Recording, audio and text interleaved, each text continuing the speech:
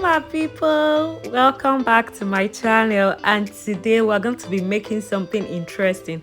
I'll be showing you how to make dirty rice recipe, so stay with me on this ride and let's go. So in a pot I went in with some butter and some coconut oil and I allowed it to melt. If you don't have any of that, that's fine, you can use any oil you have. And next I went in with some minced beef. This is what makes the rice dirty. So if you can't get minced beef in your area, you can actually mince your beef with your blender or your chopper. I do that. So I went ahead to start breaking the beef into smaller bits because that's what you want to achieve. So after doing that for a little while, I started going in with my herbs and spices. I went in with some rosemary, some thyme, some curry powder, a little bit of chicken flavor and some oregano, and then I gave it a good stir and allowed it to start cooking. So the goal is to cook the meat till it's a bit done, until all the moisture and water content is out of it. So that's what we're looking at achieving. So I kept on stirring and cooking it for the water to dry up. So here the water was remaining just a little and I went in with my seasoning cubes. I used some Maggi Ninja pot for this and I gave it a good stir. So look at what we have after all the water is out.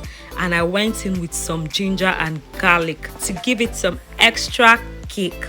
Yes, so I stirred that in and I went in with my washed rice. I didn't parboil this rice, I just washed it, but if you like to parboil your rice, go ahead. But if you also use basmati rice, there's no need to parboil it. So I just fried the rice with the beef for some few minutes to give it that single look, after which I went in with some Scotch bonnet. If you like spice, you just have to add enough of it at this point. If you don't, just a little of the Scotch bonnet is fine. So I stirred that in and then I went in with my chicken stock. After that, I had this leftover in the house and I used this. If you don't have that, you can use water. As you can see, I also added water to the food. So I just gave this a good stir and just covered it up for it to cook. I think it took about 30 minutes to be done. Yeah, so this was after the 30 minutes and look at what we have. Look at this beauty, guys. Dirty rice recipe is so easy to make and then you can never go wrong with it. And then this is just the many ways of cooking rice differently. I finished this up with some onions and some bell peppers and then I just gave it a good stir and our food is ready. You can have this with some goat meat sauce, some plantain or anything you like. Leave rice and stew alone. Leave jollof rice alone. Try other recipes.